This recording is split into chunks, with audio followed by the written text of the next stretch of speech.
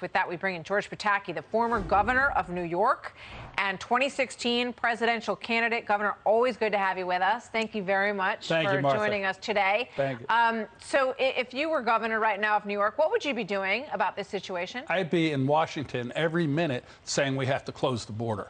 You know, New York City is saying, what can we do? We have over 1,000 illegal immigrants. Texas has had over 2 million. And finally, they're saying enough is enough. We're going to send them to these sanctuary cities. And instead of us going down to Washington and saying what you have done at the border is a human rights disaster and an economic catastrophe, we're here ignoring the problem and just welcoming people. It's just a tragedy. And, you know, every day you showed the clip on the illegal immigrant attacking the border patrolman. I'm surprised the Biden administration hasn't charged them with using excessive force. But we see the human rights catastrophe, the 2 young kids who drowned in the Rio Grande just in the last 24 hours, the 53 illegals who were basically cooked in the back of a truck. And yet the Biden administration ignores this. It's they call it compassionate, this policy. It's totally. They say that this is compassionate.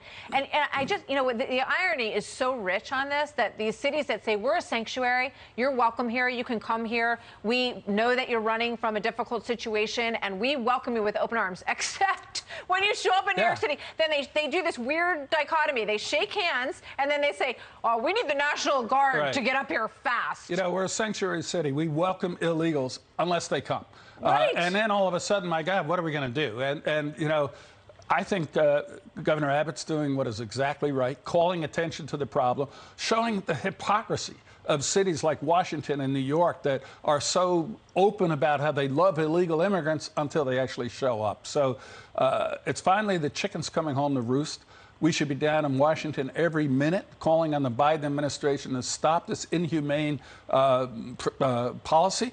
People are dying trying to cross the border. Drugs and criminals are coming across, you know, and there are terrorists. There are people coming here intentionally to harm America crossing that border. And I fear over the next couple of years what that could mean to a city like New York. Yeah, as they're probably settling in somewhere right now. Absolutely. And potentially plotting. There's no reason to think that that isn't happening, given what we've seen in terms of some people on that terror watch list crossing over and all of the gotaways that we've seen. Before I let you go, I just want to get your reaction to this student debt relief program that the president has just announced. What do you think? It's totally unfair. You know, Peter Doocy asked the question, you know, what's in it for people who paid their debts?